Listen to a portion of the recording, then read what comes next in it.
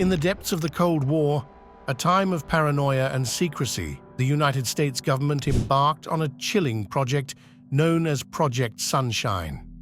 This wasn't about harnessing solar energy, it was a dark exploration into the effects of nuclear fallout on the human body. What they did, and how they did it, remains one of the most ethically questionable chapters in scientific history.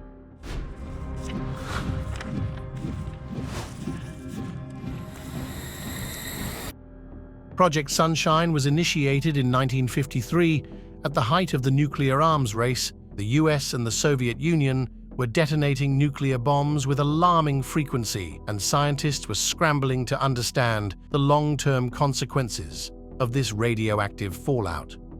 Strontium-90, a particularly dangerous isotope that accumulates in bones, became the focus of their research.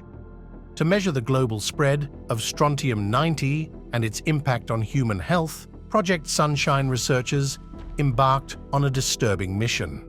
They collected thousands of human tissue samples, primarily bones, from around the world.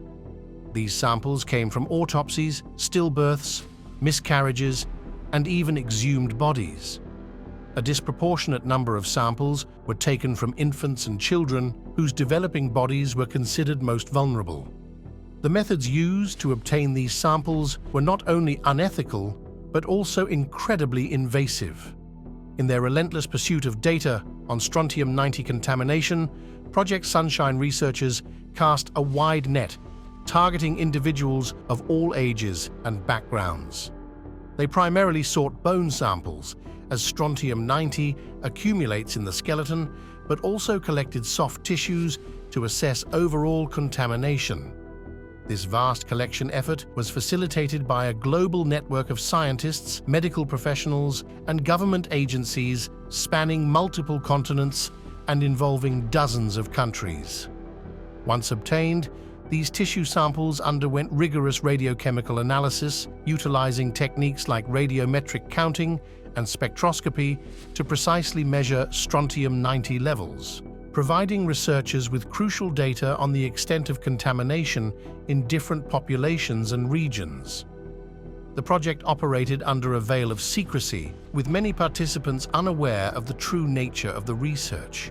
Families of the deceased were often misled or kept in the dark about the use of their loved ones' tissues. This lack of transparency and informed consent raises serious ethical concerns. Collecting samples from diverse populations and regions presented logistical and cultural challenges. Researchers had to navigate different legal and ethical frameworks, often resorting to covert methods to obtain tissues. The methods employed were not only ethically dubious, but also logistically complex. The project's reliance on secrecy and deception further underscores the questionable nature of its practices.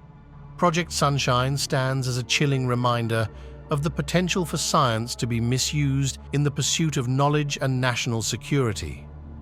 It raises profound questions about the balance between scientific inquiry and ethical considerations. While the project's findings contributed to our understanding of the dangers of nuclear fallout, the methods used to obtain that knowledge remain a stain on the history of scientific research. As we reflect on Project Sunshine, we must ask ourselves, how far is too far in the pursuit of knowledge? What are the ethical boundaries that should never be crossed, even in the name of science?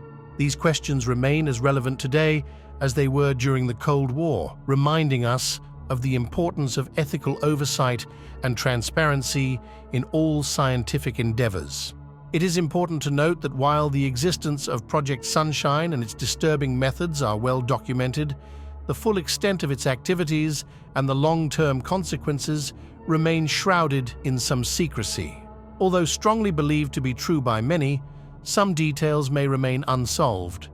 It is pertinent to know that Project Sunshine was not an isolated incident.